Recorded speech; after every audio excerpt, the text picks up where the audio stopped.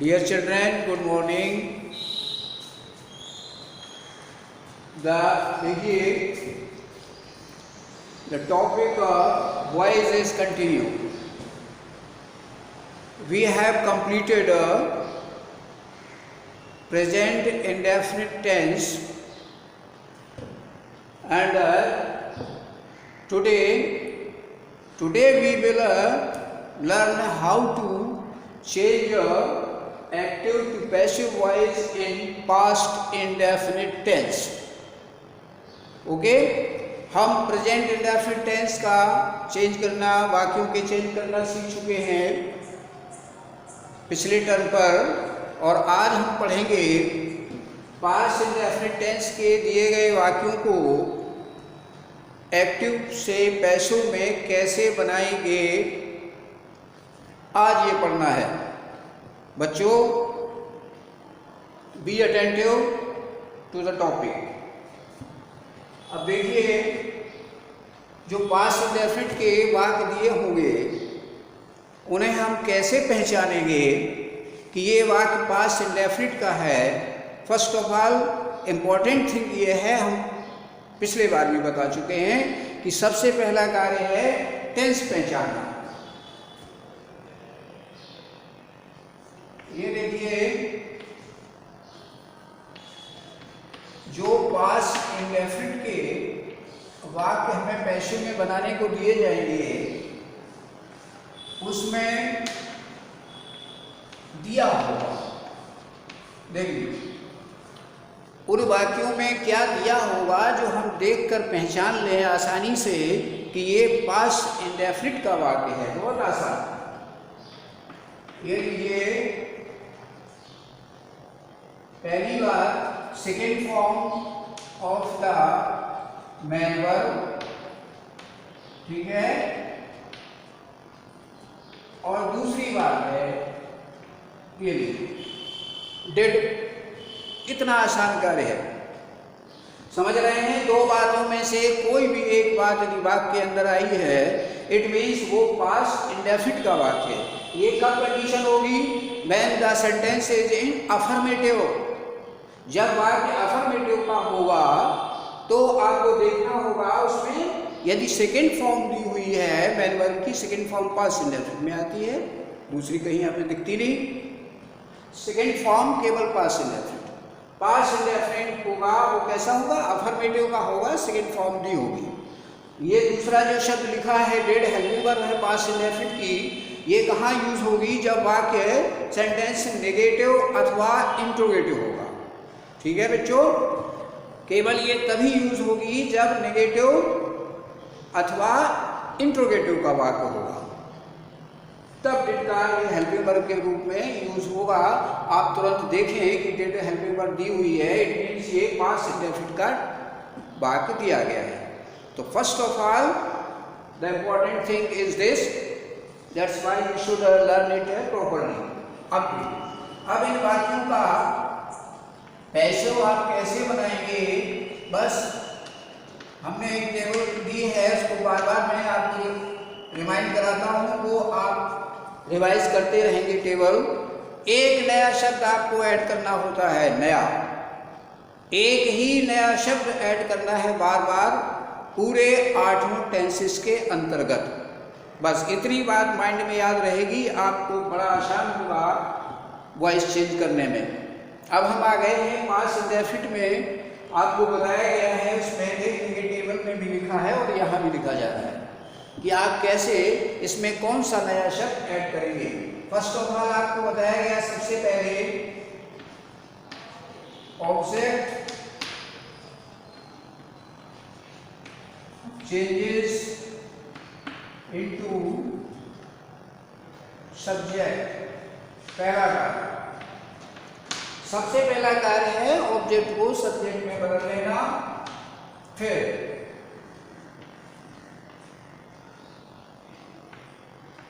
ये देखिए नया शब्द सामने लिखा हुआ है, ये आपको अब यूज करना है पास्ट इंडेफिनिट में वाज अथवा वर अकॉर्डिंग टू सब्जेक्ट, सिंगुलर अथवा प्लूरल सब्जेक्ट। आई के साथ वाज का यूज होता है, और अदर सिंगुलर सब्जेक्ट्स के साथ माइंड रहे। Was verb, then third form of the main verb, then agent by use करते हैं, देन रिप्लेसमेंट बनाया गया है आपको पिछली बार, सब्जेक्ट और चेंजेज इनटू ऑब्जेक्ट।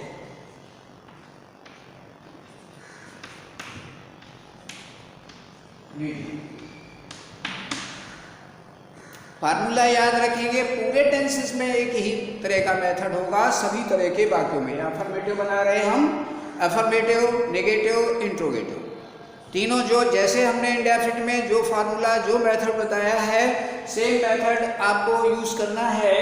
बस कहाँ चेंज करना है, इस जगह पर एक नया शब्द आपको बार बार चेंज करना है हर टेंस में, वो आपको माइंड में रखना है बस, और सब कुछ आसान। देख लीजिए आप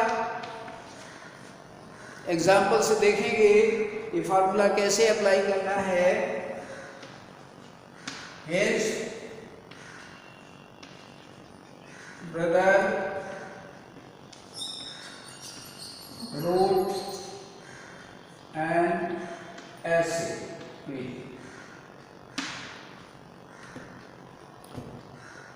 First of all, you have to change, you have to recognize the tense. सबसे पहले हमने बार बार आपको बताया है कि जो भी वाक्य वॉइस चेंज करने को दिया गया है, सबसे पहले हमें टेंस पता करना है। टेंस सामने बता रहा है, देख लीजिए, राइट का सेकंड फॉर्म रोट होता है। आपको बताया गया है कि सेकंड फॉर्म यदि दी हुई है, वाक्य आपको दिख रहा है अफर्मेटिव गिवन है, अफर्मेटिव है, और सेकंड फॉर्म दी हुई है, आपने पहचान लिया पास्ट इंडेफिनिट है। फर्स्ट पहला कार्ड देख लीजिए, ऑब्जेक्ट को सब्जेक्ट में बदलना है। आपको बताया गया है सब्जेक्ट कहाँ जाएगा, ऑब्जेक्ट के प्लेस पर, ऑब्जेक्ट कहाँ आएगा, सब्जेक्ट के प्लेस पर। दोनों बातें ठीक से याद रखें। और हमने एक आसान सी बात आपको बता दी है, कुछ देखना नहीं है, चाहे इतना बड़ा वाक्य क्यों ना लिखा हो, आपको सीधे मेन वर्ब पर जाना है और उसके जस्ट आफ्टर ऑब्जेक्ट प्रायः लिखा रहता है, प्रायः ऐसा ही होता है। आपको देखना है सेकंड मेन वर्ब ये लिखा है, मैं रोट लिखा, क्या लिखा, सामने लिखा है, ये देख लीजिए, सामने लिखा हुआ है, क्या लिखा, NSA। पूरा उतारेंगे आप, NSA, ये सब्जेक्ट बन गया, NSA सब्जेक्ट बन गया। अब जब ऐसे है तो सिंगुलर है, इसलिए हमें लिखा हुआ है, उसके बाद वाज अथवा वर्ब लिखा है, हमने वाज यूज कर दिया। फिर लिखा है वर्ब की थर्ड फॉर्म लगा दें, थर्ड फॉर्म लगा दीजिए, राइट, रोट, रिटन, रिटन लिख दिया, ये लीजिए, N essay was written, then लिखा है एजेंट बाय का यूज कर दीजिए, बाय का यूज कर दिया, देन लिखा है subject change into object. Subject आपका हिज ब्रदर है, हम पिछली बार भी बता चुके पिछले टर्म पर। पजेसिव में किसी प्रकार का चेंज नहीं करना है, ये ध्यान रखना है। जो टेबल आपको दिखाई गई है माइंड रखें, माइंड में रखें, पजेसिव में कोई चेंज नहीं करना होता है, इसलिए हिज का हिज और ब्रदर में कोई चेंज नहीं करता। ये बन गया, an essay was written by his brother. एक और देख लेते हैं, they sold these books। ये लीजिए, they sold these books, देख लीजिए, सेल का सोल्ड सेकंड फॉर्म लिखा हुआ है, सेकंड फॉर्म दी गई है, इसलिए ये पास्ट इंडेफिनिट है। सीधे ऑब्जेक्ट पर जाइए, मैन बन के जस्ट आफ्टर ऑब्जेक्ट लिखा हुआ है, देख लीजिए, दोनों वर्ड्स एक साथ लिखेंगे। ये किताबें, दीज बुक्स देख के प्लेस पर आ गया, सब्जेक्ट बन गया, दीज बुक्स सब्जेक्ट बन गया। अब बुक्स प्लूरल है, then we will use verb, इसलिए हम यहाँ पर वर्ब का यूज कर देंगे। देन थर्ड फॉर्म लिखा है, sell sold sold, second and third sold, फिर एजेंट बाय लगा दिया, और बाय के बाद they, subject change into object, they का ऑब्जेक्ट देन। देखा ऑब्जेक्ट ने।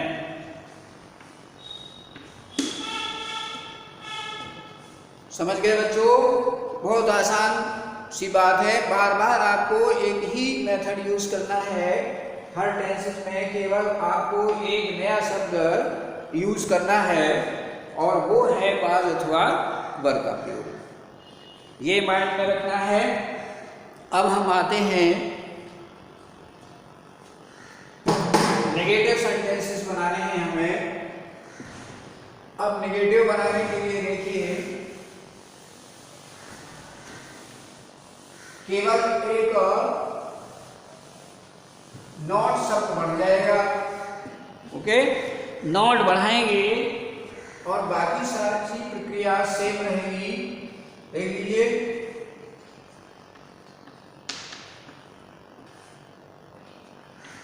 इन नेगेटिव सेंटेंसेस केवल एक जगह आपको चेंज करना। देख लीजिए, अभी हम सामने लिखा हुआ है फॉर्मूला, देखते जाइए। ऑब्जेक्ट चेंज इनटू सब्जेक्ट, ठीक है, वाज लिखा, सेम लिखा। केवल ये देख लीजिए, ये बन गया नॉट। ये लिखिए, केवल नॉट आपको ऐड करना है, बाकी सेम फॉर्मूला रहेगा, नो चेंज। केवल आपको नॉट ऐड करना, कहाँ ऐड करना है? थर्ड फॉर्म से बिफोर। देख लीजिए,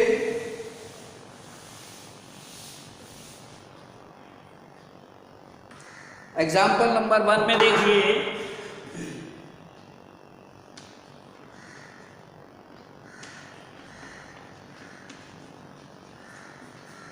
द टीचर। अब निगेटिव बन रहा है।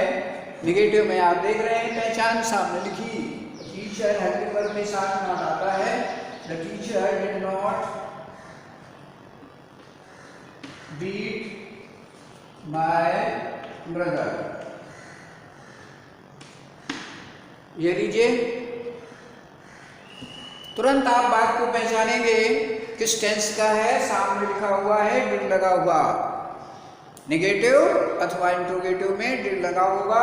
आप तुरंत पहचान लेंगे कि ये सेकंड फॉर्म को कहना है। Helping verb did past indefinite में आता है, इसलिए ये पास्ट इंडेफिनिट का वाक्य है। फर्स्ट ऑफ ऑल क्या करना बताया गया, ऑब्जेक्ट पर जाएं। ऑब्जेक्ट कहाँ होगा? मेन वर्ब के जस्ट आफ्टर। ये लिखा है बीट शब्द, ये वर्ब लिखा है बीट, और जस्ट आफ्टर लिखा है बाय ब्रदर। और बाय हमने कहा था पजेसिव, नो चेंज। सीधा दोनों वर्ड उठा के लाइए आप सब्जेक्ट के प्लेस पर। द टीचर सब्जेक्ट है, इसके प्लेस पर अब सब्जेक्ट हमारा बन गया माय ब्रदर। लीजिए, और माय ब्रदर सिंगुलर है, इसलिए आपको इस प्लेस पर ही लिख देना है। ये देखिए, डिड आया और हेल्पिंग वर्ब हमने अपनी वाज नॉट, बीट का कंफर्म लिखो, beat beat beaten, beat beat beaten, beaten by, हो गया, by the teacher, by the teacher.